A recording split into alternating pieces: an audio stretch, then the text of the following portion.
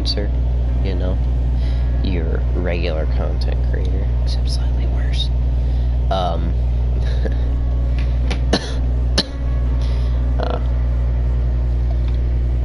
Before we get started in today's topics, we're actually going to take a short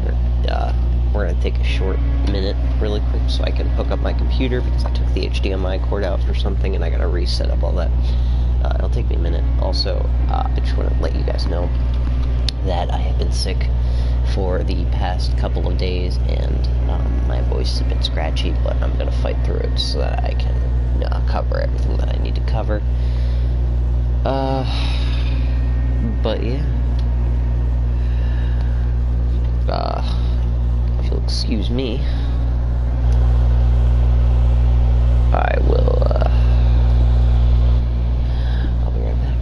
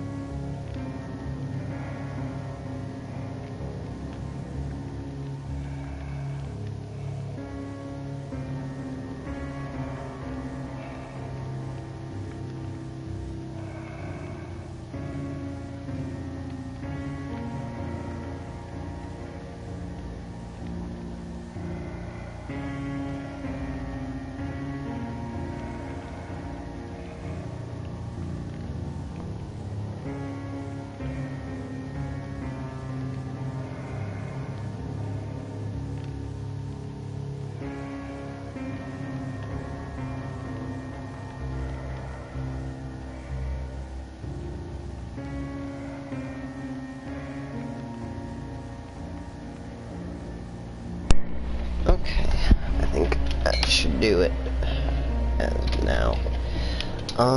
Also, because I still don't know how to properly set up the software, and I probably should have done this on my computer, because OBS would have allowed me to show you images that I needed to show you, but because I'm a fucking idiot, and I'm also too lazy to restart the stream, I am just gonna have you guys, go to my Twitter, and please follow me, because that is where I'll be posting most of the updates. I'll put a small description for those of you who are, for those who are not tuned into the podcast. But other than that, yeah, let's get this shit started. Alright, so let's see if I can hook up my fucking computer, please. Oh, please, computer. Okay, hold on 1 second. Like, tactical difficulties. Sorry. Technical difficulties. The computer does not want to be plugged in.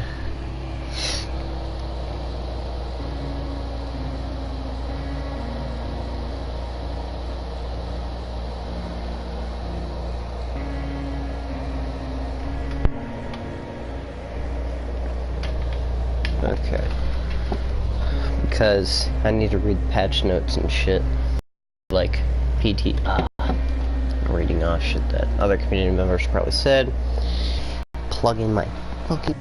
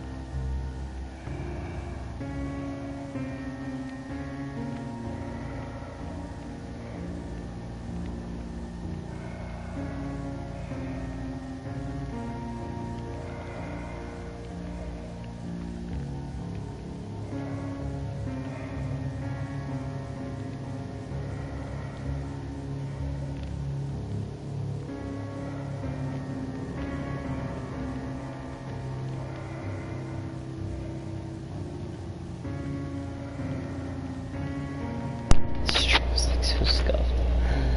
Okay, well, we're working with what we have. Which, you know, isn't much, considering my computer doesn't want to come up. Alright, we're gonna try this one more time. Yeah, we're gonna try to cover the community, what's going on in the community recently. If I can get my computer to work so I can actually read off the fucking patch notes.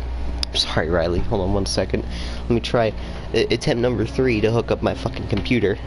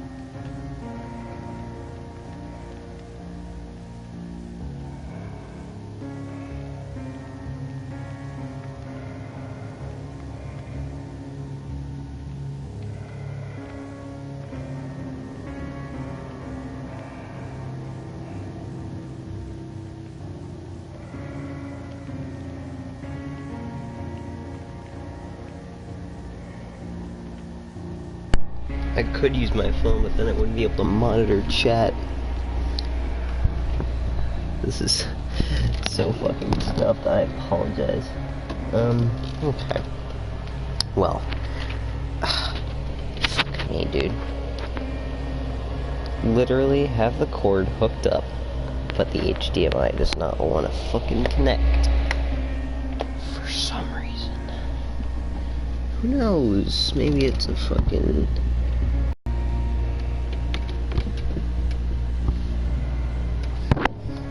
computer? Do you actually want to work? Be nice if you did. Does HDMI cord not work? I don't fucking know what to do. Such a big brain. Alright. I have to fucking fix this. I don't like this. This is not going well. Sorry, one second.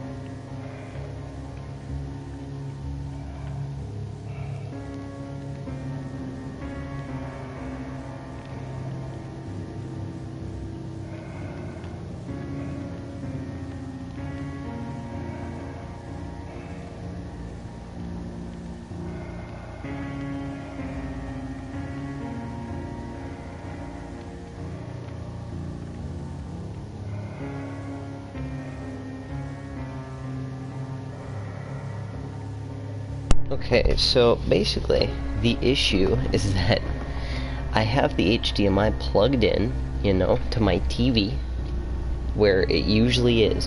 And this is the exact same way I had it set up before, right? Except now it's not working.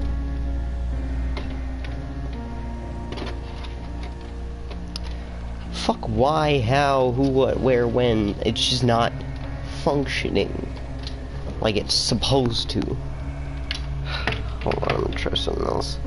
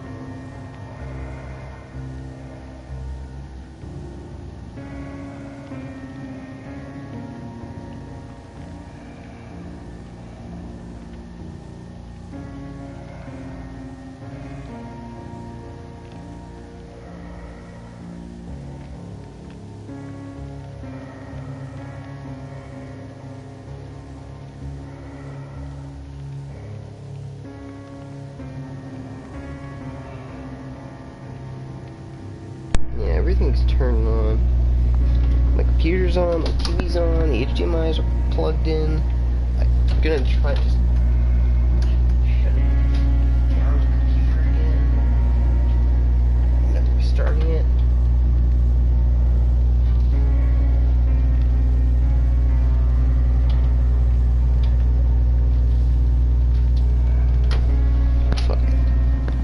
Sorry, this is taking a while to get to the actual podcast part of this, but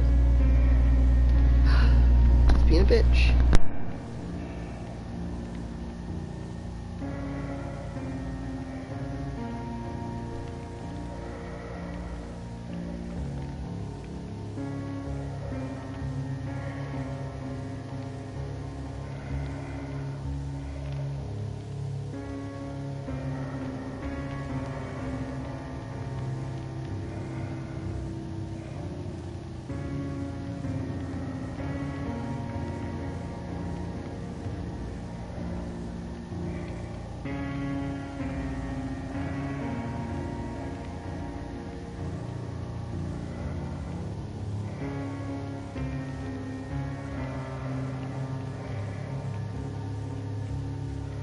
Yeah, that's probably the best. Just come back when everything's fixed. Alright, see you then.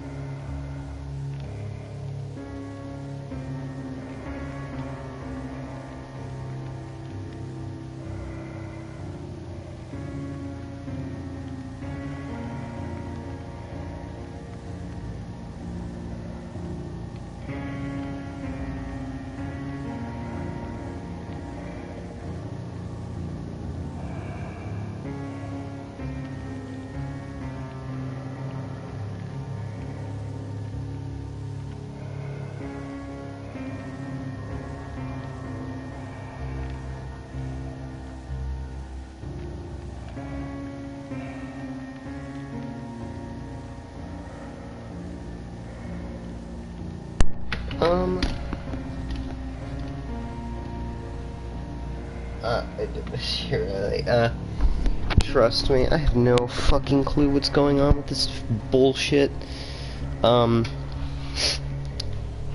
gonna try, I brought another computer down, so I'm gonna try, like, looking it up, and...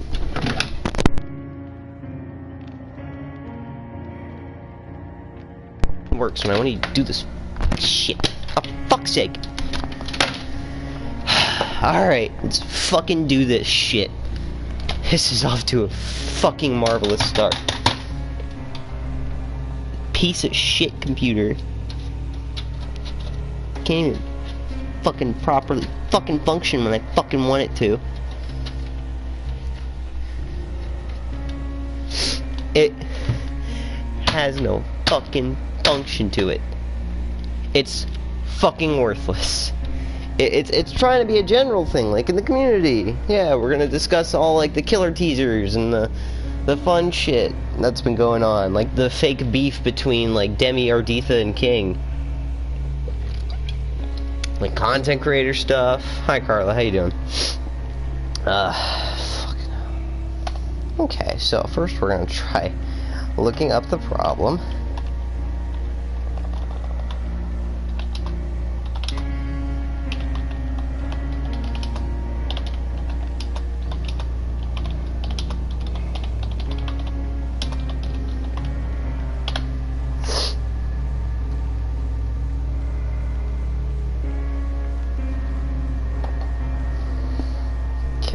So, yeah, I'm sorry this is taking so long. It's just fucking refusing to function. And it's the HDMI with my computer. And I know this because I've switched the HDMI for everything else so many fucking times. Like, I've taken the HDMI from my PlayStation out of the PlayStation and fucking just switched it with the one in the computer. So, fuck, dude.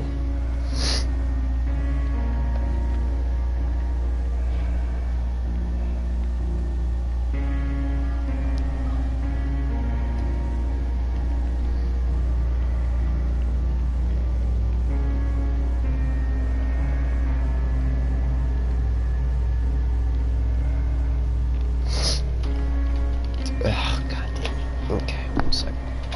The HDMI cable doesn't work. I thought that at first, but then I switched the HDMI cable. So now the HDMI cable that was previously in my PlayStation is now in my computer.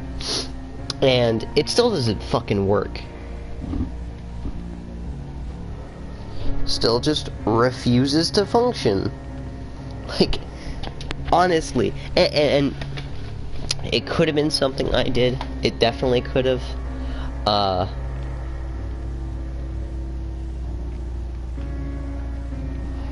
Sure did. Okay.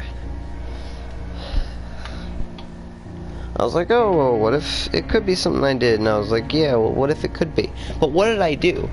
Let's see. I unplugged the HDMI cable to use it for the SNES. Great. Great. That helps a lot. Helps a lot with my fucking issue. I don't know what to do. I don't know what to fucking do. You guys have been stuck on a fucking loading screen for God knows how long. I don't know what to fucking do. This fucking shit won't work when I want it to. When before it was working perfectly fine. I'm sick, so I can't even properly get fucking frustrated with this. I can't see the damn wall, and if I move anything out, it'd probably break even more shit. One time I'm gonna fucking do this. Nothing is working as intended.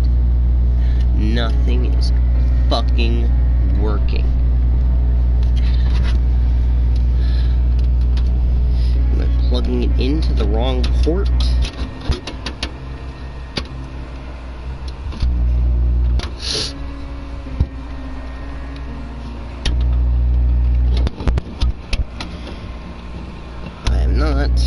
If it was, it doesn't fit in any other port, so I'm clearly like plugging it in the right spot.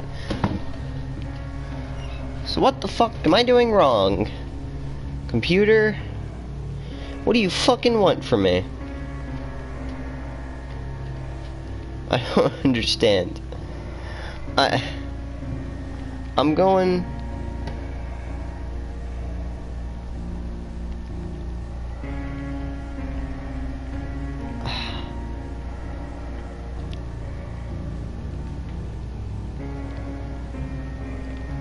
I'm trying to fucking get this to work, dude. The thing is, though, I've been building this up so much. Like, I've been trying to get people to join, like, blah. And eventually, it didn't all just work out. So, you know what? I was thinking, you know what? It could just be a humble stream, you know? I could just record it, and, like, people probably aren't going to watch it, but, like, I could pre-record it, and people could watch it later, and, like, get the updates on what's going on, even though they've probably already seen it a million times. I know, then this shit has to fucking happen. I'm so sorry, guys. I just wanted this to be fucking fun, but technical issues seem to... You know what? Fuck it. We're just gonna pull the computer out and see what's fucking happening. The tower's coming out. I can't even pull it fully out because everything's plugged in. Yay! Okay, so HDMI cord. Nothing, there's nowhere else to plug it in. Ooh, yay!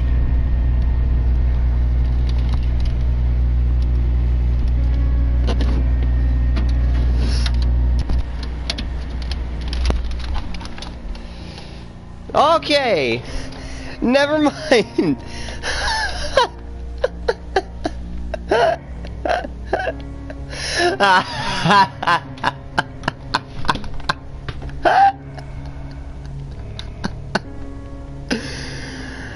I feel like such an idiot. Guess what? I was so frustrated by the fact that I was plugging it into this one port over and over and over and over and over and over and over. I was like, it's not working, nothing's fucking functioning. But guess what? I just had it plugged. There were 4 other HDMI slots below in the like shadowy area where I can't fucking see.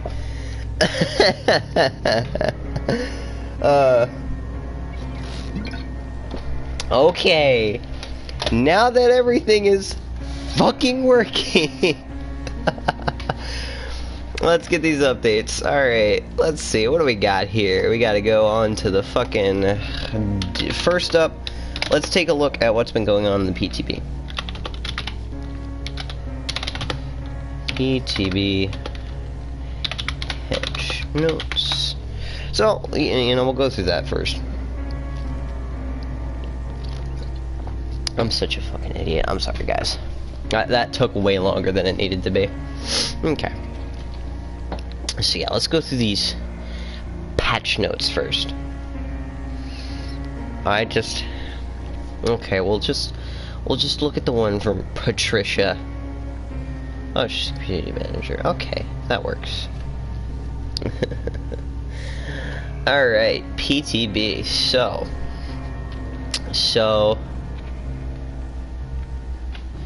features and content, you know, we'll go through this first. They added a control to change the characters in the offline lobbies and the store story page without accessing the character selection panel. Okay. Wait, I don't know exactly what that means, you know? I'm guessing it's like offline lobbies. So like when you're not queued up? I don't know what that means exactly, so I can't really give you much on that. Which patch is this, though? Oh, wait, I'm on the wrong patch. Whoops. I could just... Alright, so listen. I fixed it. Oh, good.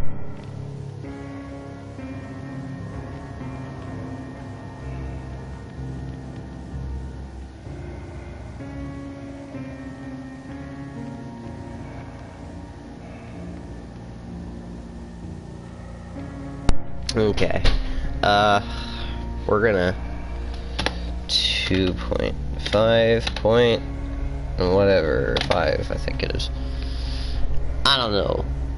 What update is this? Let's use my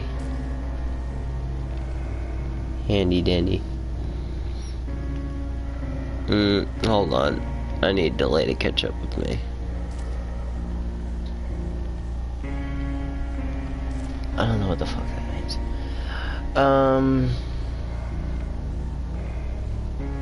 Or we could just go on Twitter.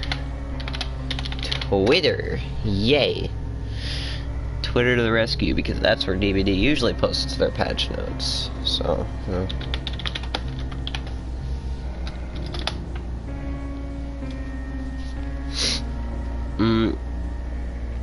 Alright, so... Alright. Patch notes. Yay. Okay, where is it? There's Discord, status update about matchmaking. What are we looking for? Okay, so the first thing that I'm seeing is stuff about matchmaking status update. So let's go take a look at that. So they're doing something with matchmaking, which definitely seems good.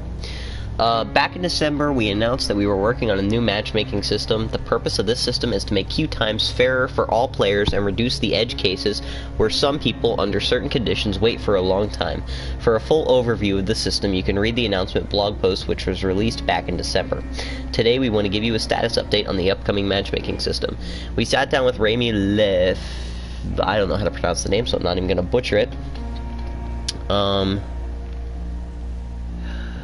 So, online system specialist who answered our questions about the deployment of this new system. So, first question, back in December you announced you were going to deploy a new matchmaking system. What is the status of this new system? The system is fully implemented and has already gone through several short tests on the live environment over the past 8 weeks. We still need a few iterations until we feel confident that it fully meets our expectations.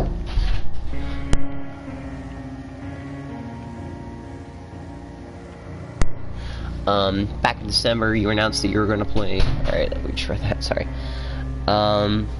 When can we expect new tests? What is the target release date? The system is compatible with the existing one and can be tested on a whim as soon as potential fix is ready. This happens without players noticing and normally has a short duration. This will happen as many times as necessary to reach our goals, which are within reach. We don't have an official deployment date yet.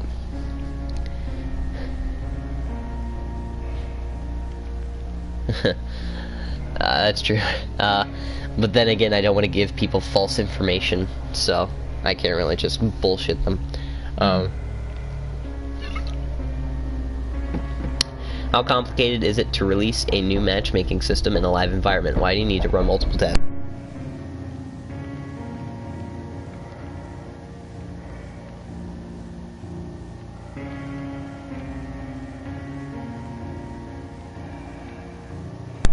People keep bringing me popcorn.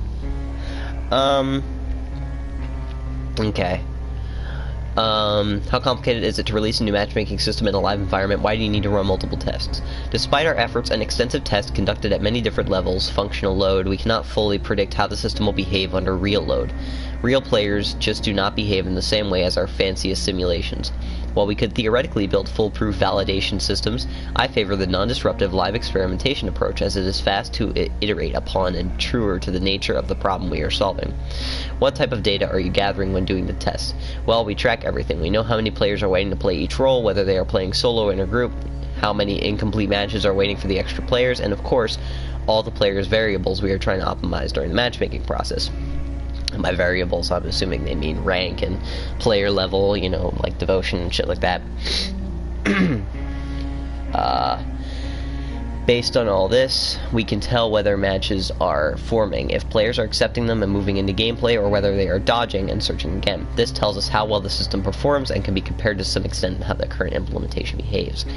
Last question, can you specify the main issues you are currently facing with the new matchmaking system? How are you working towards fixing them?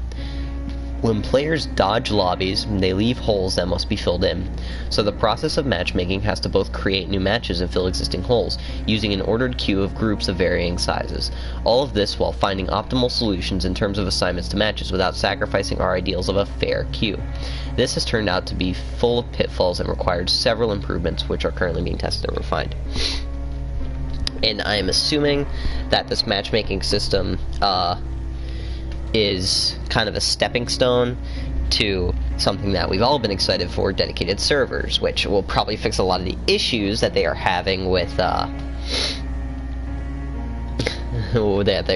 matchmaking, such as like dodging lobbies and shit like that. Because I think the main people dodge lobbies is because of that fucking god damn it, what am I thinking of? Ping, yes.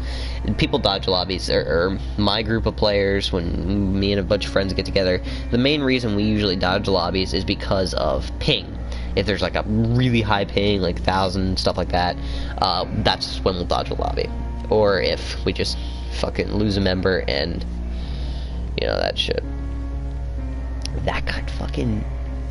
Jesus. Alright. Next thing is something really big. The changes to Decisive Strike. Also, as for my opinion on the matchmaking, I can't really give one until I test it out myself, so... Sorry. I can, however, give you an update on the Decisive Strike change. People of the Fog. Decisive Strike is one of Laurie Strode's unique perks, which was released with Chapter 2 Halloween in October of 2016. We introduced Decisive Strike as a perk option to help give survivors a second wind, an opportunity to escape their inevitable demise. And then guess what? 4 people brought it and they abused it. Constantly. Over the course of the last few years, Decisive Strike has been a point of contention amongst our community, and as a result, the perk has an interesting journey since its inception. Decisive Strike has gone through some minor changes to arrive at its current state. Additionally, we have also prototyped entire reworks of the perk, some that we previously spoke up with the community. They're probably speaking of the time where Decisive Strike was just going to be a button, but when you used it, you were going to be, like, unable to be healed for a certain amount of time, or you were unable to be healed at all. This, however, in a lot of people's opinions, was going to be just abused at the end game. Like, people weren't going to use their D-Strike unless it was the end of the game and, you know, you're fucking right at the gate and the killer downs you and, you know, he picks you up. Just press the button and you're out. So that's, I'm assuming, why they didn't go with that one. Actually, I haven't read it, so I'll wait till that part comes up. Ultimately, most of these ideas were shelved as we felt that they did not retain the essence of the perk, nor did they provide an overall improvement to the current version. Identifying community frustrations. To find a solution through which Decisive Strike could be valuable to our gameplay, we had to better understand our players' irritations toward the perk. Here's a summary of our findings. Up to 4 Decisive Strikes in a match, this perk can take a lot of the killer's time and completely break their momentum. In combination with other frustrations, this often comes back as a point of resentment for most killers who face a survivor team with Decisive Strike. Of course, they're talking about the motherfucking, you know, I think, you know, they're talking about the full team Decisive Strike, where, you know, one person has the obsession, you know, as soon as they get picked up, they'll get the skill check immediately. However, if somebody else is running the perk, for example, everyone else, what'll happen is they'll have to wiggle a certain amount, which can be a real bitch if you're dealing with some altruistic survivors that decide to body block the hook, which, you know, gives them enough time to get that skill check off, and, you know, if they're a good survivor, they'll hit the skill check, and fucking bullshit ensues. I've been on the receiving end of this many times, and, you know, I've been the deliverer of this shit many times as well, and I could say it is annoying and scummy. It's annoying when I'm dealing with it, and it is scummy when I'm performing it. Risk reward. Not much of a downside using the perk, yet a huge advantage when used successfully. Exactly. There isn't really much risk to using the perk. If you miss the skill check, oh well. You think D-Strike was fine the way it was. It's hard to hit and the time isn't much. But that's the thing, though. I think Dead by Daylight is focusing more on high ranks. And when you go to high ranks, people aren't going to miss that skill check very often. You know? It's about as fucking intimidating as an overcharged skill check. So I doubt people are going to I doubt people are gonna. God damn it! I completely lost my train of thought. People are fucking son of a bitch. I can't think today. All right, so not much of a risk using the perk, and all right, they're not going to be, you know, too irked when they miss, but you know they're probably not going to miss too often, right? And this just is a disadvantage to the killer and an advantage to the survivor. There's really no loss to using Decisive Strike other than a wasted perk slot if you miss, and like I said, they're probably not going to miss. It's basically just a get out of jail free card. Basically, there's like there's no risk for the survivor, but there's like heavy risk for the killer. For example, dribbling is a very, very common tactic used, you know, at any rank. I'm reading your chat. I'm just trying to like get my thoughts out about the implements. So there's a huge risk for the killer dribbling, you know, which can be taken advantage of by the survivors by body blocking, which still allows them to get the skill check off. If killers just want to eat the Decisive Strike, which, you know, most of the time they're going to run into a Decisive Strike, they're just going to bring Enduring, which forces them to play a perk slot. And although Enduring is a very, very good perk, I don't think, like, if people are doing builds that don't involve Enduring, I don't think they want to bring Enduring just to deal with Decisive Strike. And there are plenty of other risks that entail that. If you look at my killer gameplay and a bunch of other YouTubers' killer gameplay, you will see heavily. I know there's one Marth88 VOD. Is this what high rank DBD has become? And I know it was like posted a couple of years ago, or not years, months ago, when DBD was still in kind of a shitty state. But it was bullshit. He dealt with an all 14 Decisive Strike. And even though he did have Enduring, I don't know if he got all of them or not.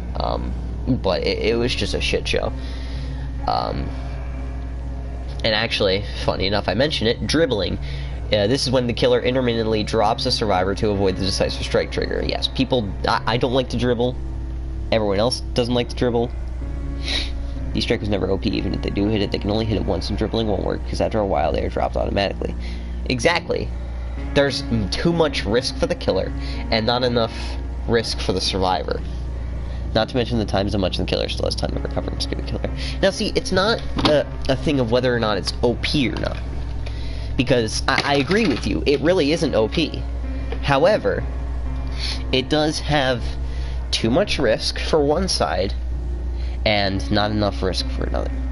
It's unbalanced, is what it is. It's not overpowered in a sense, like it's not like the god tier perk like self-care is, but it definitely isn't balanced. Obsessions. With only a handful of survivor obsession perks available, it was often clear when at least one survivor was running Decisive Strike. Killers would tend to actively avoid the obsession or alternatively tunnel the obsession, forcing them to burn the perk early in the match. I don't want to tunnel the obsession just to deal with Decisive, but I know when I find that cocky Neo with a fucking clicky flashlight, and I just see those fucking entity spikes start shaking, I'm like, well, shit, do I go after this one, or do I go after the other person that's injured? Because, you know, you'll have to deal with her eventually, and it's gonna be a pain in the ass, and when you finally do catch her, she's just gonna get out of jail free, and fuck you over your day even more, which loses more gens, yada yada yada. You get what I mean? Okay. So now, we've got this new and improved Decisive Strike. Decisive Strike, using whatever is in hand, you would stab your aggressor in an ultimate attempt to escape. After being unhooked or unhooking yourself, Decisive Strike will become active and usable for 60 seconds. While Decisive Strike is active, when grabbed by the killer, succeed a skill check to automatically escape the killer's grasp and stun the killer for 3 seconds. Succeeding or failing the Decisive Strike skill check will disable the perk. Successfully stunning the killer will result in you becoming the obsession, only one obsession per match. So basically, if you get unhooked, then Decisive Strike will be active for 60 seconds, which means, you know, it'll be usable. Basically, if the killer farms you, you can try and use your skill check.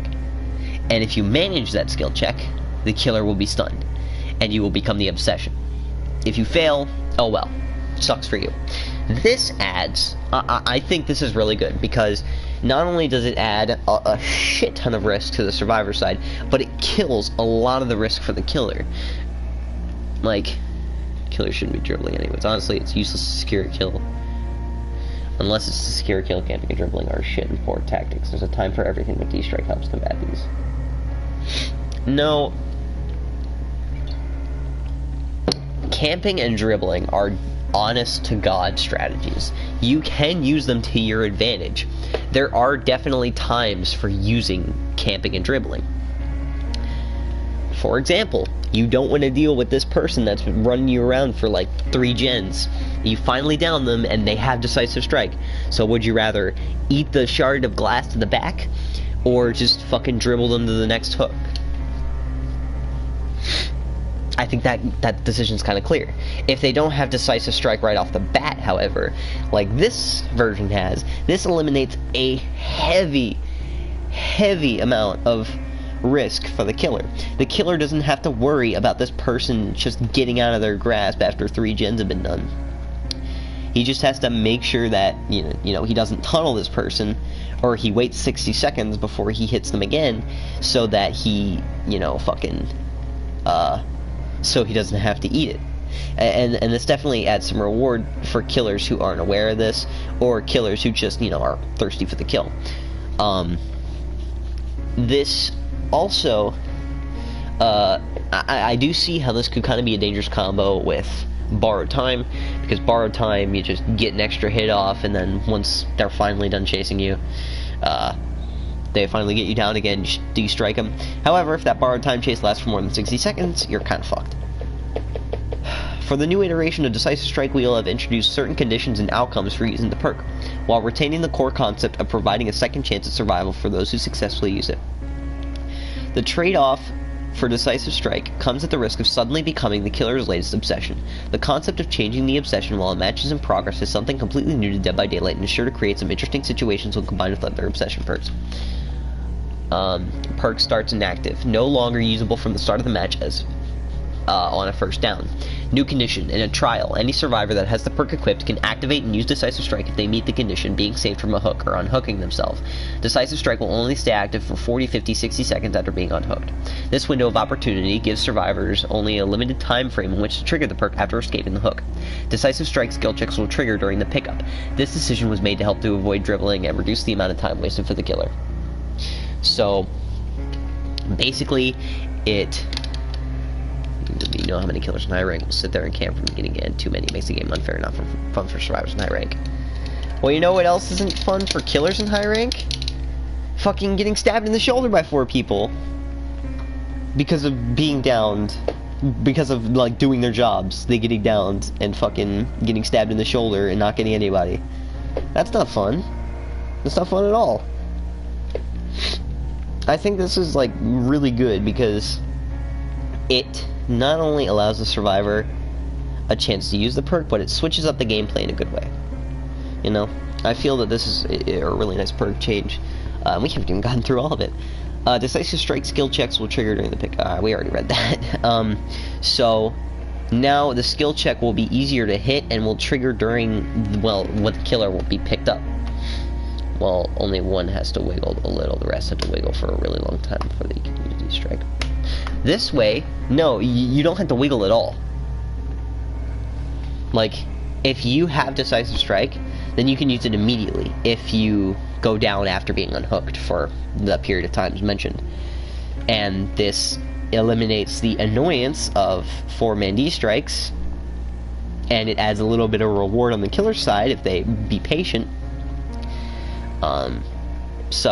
And because the skill checks trigger during the pickup, this eliminates the dribbling. Definitely does. Because now they can't drop during the pickup animation. So it eliminates that kind of annoyance. And because it's slightly larger, you know, it's a bit more reward on the survivor side, but a bit heavier risk, because, you know, the killer's probably going to be right back on their ass, or they're just going to go after someone else, you know.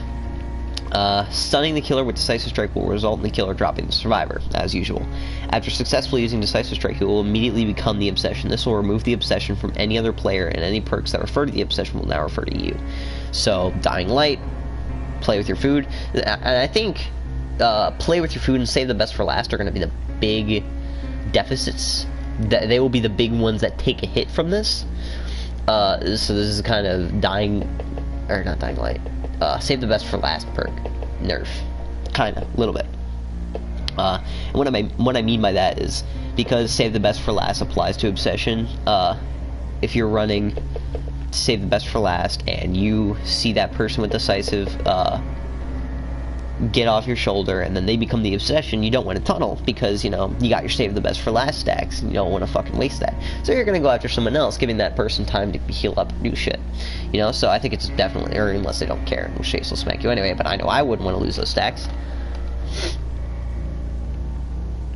And I do agree with you there. Gen times are definitely done way too fast, and until that's fixed, there really isn't much the killers can do still. However, I do think eliminating some of the crutch perks survivors use, because survivor crutch perks outweigh killer crutch perks. Decisive strike will always be more powerful than Nurse's Calling. Self-care will always be more powerful than barbecue and chili, right? The survivor perks outweigh the killer perks. And now that these survivor perks are taking hits, that exhaustion nerf way back in the clown patch was the first one, and that shit was good. That exhaustion nerf like eliminated people running dead hard and balanced landing, you know, because they could just run the killer around the whole game. So, you know, they could use balanced landing the first like hour or two they're running the killer around, and you know, when they got their exhaustion back after they get injured, they just choose dead hard the rest of the time. So that exhaustion nerf definitely fucked them up. So that was good. And ever since then, survivor perks have been on a list, so to speak. But you know, we won't be able to truly like gauge the decisive strike nerf or rework. I'm gonna refrain from calling it a nerf. Decisive strike rework until we actually play it. So I'm gonna save my like definitive judgment for them. But right now, I can safely assume that this will definitely change the gameplay for the better and give some risk-reward balance in killer survivor terms. Nerf Bastion, no. Okay, so we believe that these changes should help enrich the player experience for both killers and survivors. We're excited to get your feedback regarding our new and improved Decisive Strike perk. These changes will be implemented in the next update. Q&A on the upcoming Decisive Strike changes. Can a player use DS more than one time per match? No. Do you lose the chance to use DS if you aren't using it on the first carry?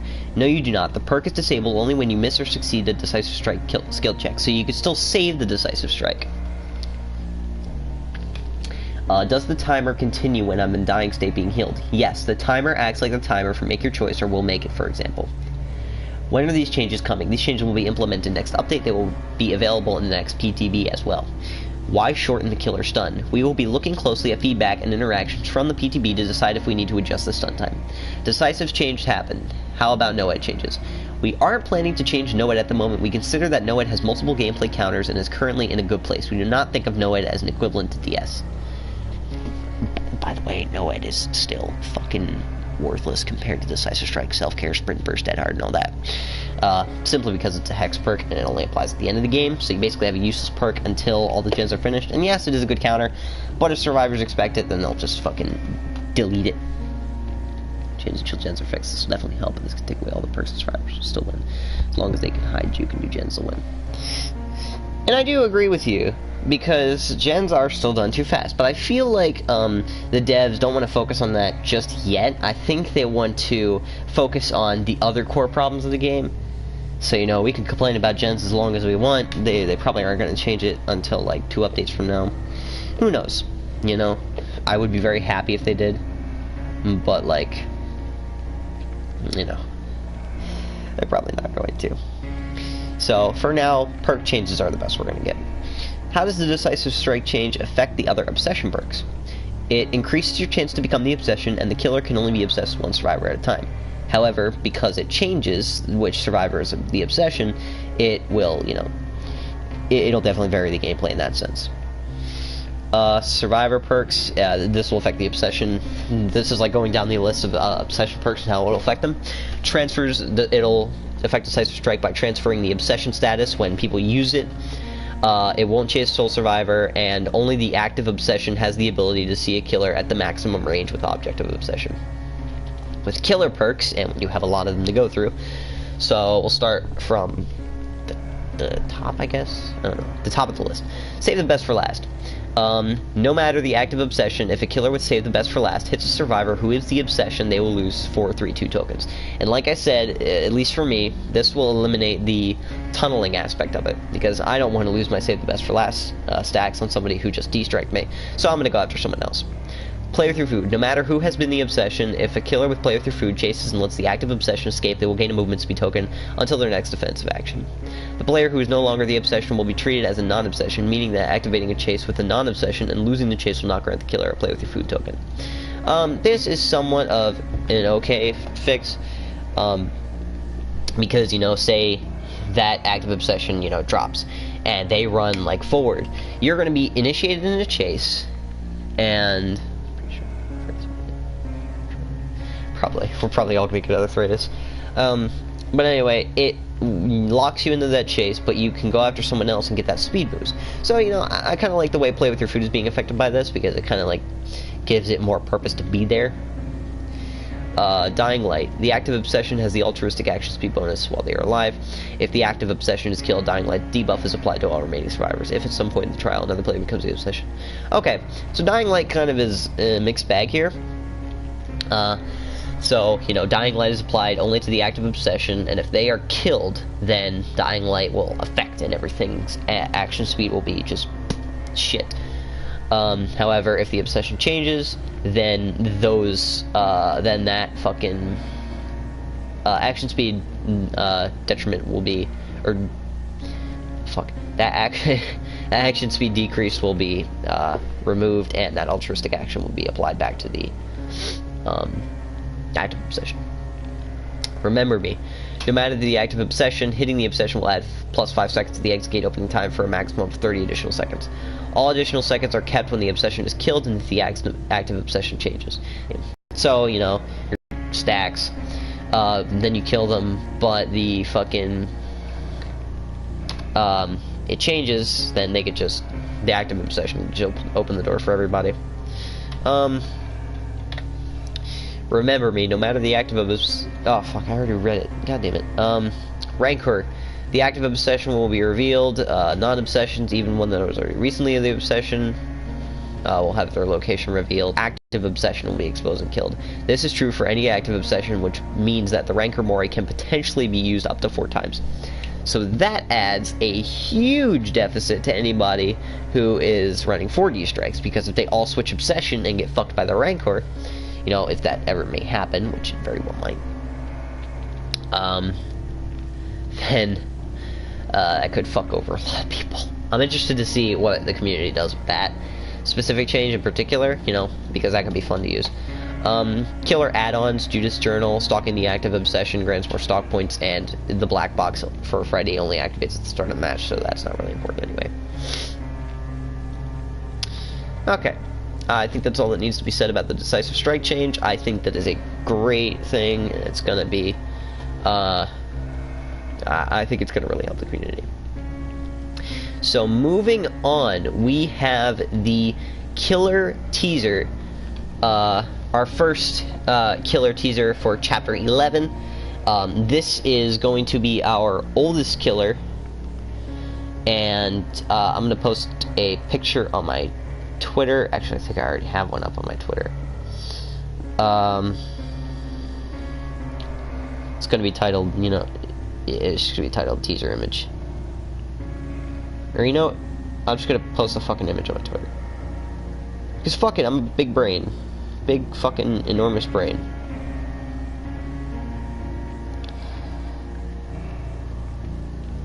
Okay.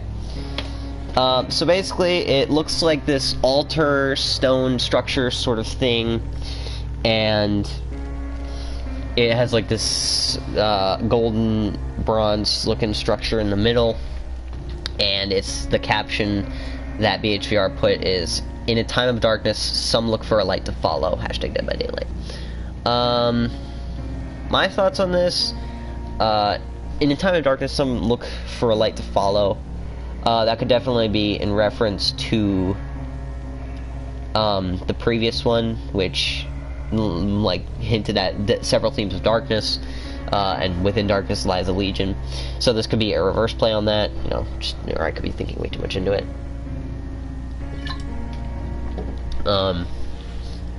You've probably all seen this a million times by now. We didn't get too much from this first teaser. However, Dead by Daylight then went, and I think probably a day later, 2 days later, they posted a GIF. "In a time of darkness, some look for a light to follow, but nothing can save them, not even faith. Watch the DBD livestream Monday, March 4th for exclusive information on the upcoming chapter release." And we got the name of the chapter, which is Demise of the Faithful. And we got this GIF image of a hand holding a lantern, like this ashy looking fucking fade. Like everything's like this hand, it's disembodied in the fog. And at first I saw the lantern, but then I went and watched a couple of I went and watched Tide Time's video on it because I wanted to gather as much information on this kind of shit as possible before I started the podcast. And apparently this is a incense burning thing. So basically you stick some herbs in there, you light them up, and it'll like produce scent that is supposed to please the gods, or help with meditation, stuff like that. So I don't know exactly what kind of incense burner this is from, or like what religion or culture. People have been speculating, like the Egyptians, the Aztecs, the Mayans, all that stuff. I can't make an accurate guess. The hand itself really doesn't give me much to work off of. It's got chains wrapped around it. It's got some like rings and shit. It looks really cool. And, there's shit coming from the incense burner itself. I'm assuming it's actually incense. It's my professional opinion. And, that's really all we can gather from that. There really isn't much else to say on the matter of this teaser image. But, it is part of the community. It is worth covering. And, Demise of the Faithful. So I'm not exactly sure about the title, but it again plays into the theme of religion and how it could affect many people. The faithful become corrupted, and they therefore must be cleansed or killed. So Demise of the Faithful could be like clever play on that. So yeah, they also have a status update on the roadmap and optimization. I don't think that's too important to cover now, so you know what, I'll wait until a bit more is talked about on that before I discuss that in further detail. In other lighter news, there was our favorite emo boy Arditha dropped a fucking diss track on our boy Demi Plays. Let me find the tweet that started this shit. This is a while ago, so I didn't scroll back. Yes, I'm a bit late to this shit.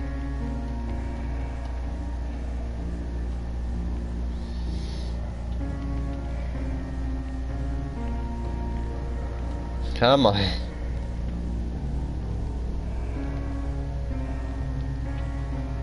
Okay, so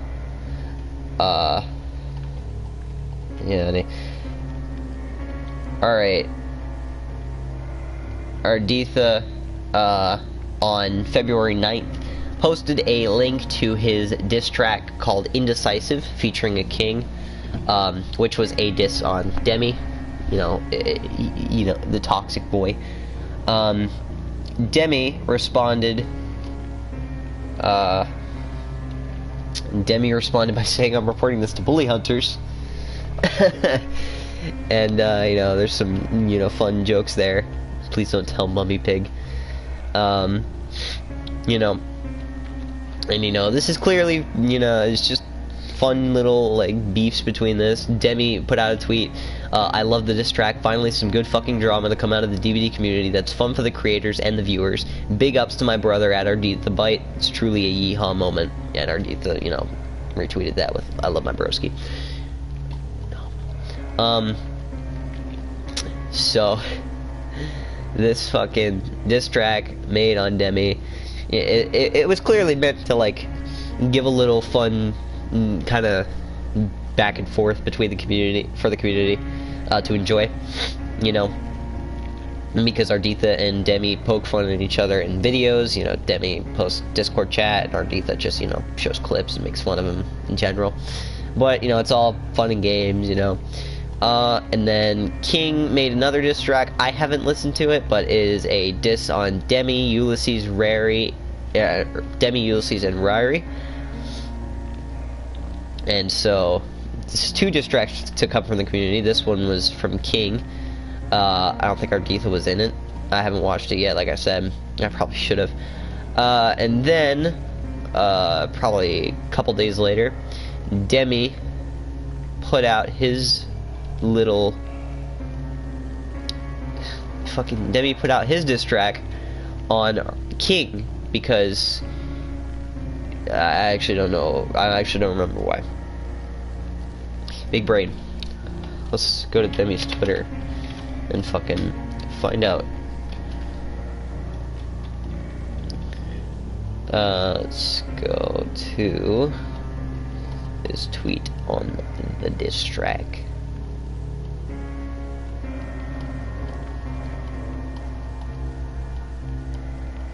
All the way down to the fucking tweets.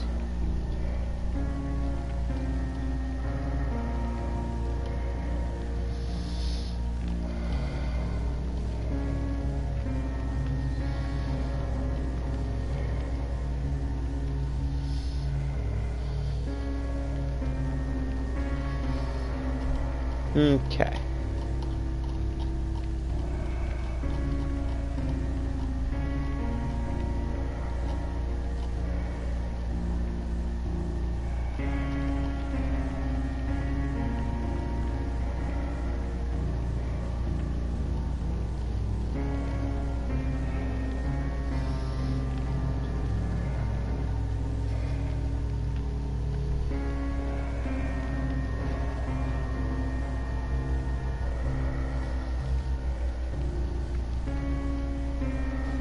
Okay, I can't find the tweet. Alright, there's the one about loving the diss track. Okay, can't find it. Oh well. Let's go to the actual video, huh?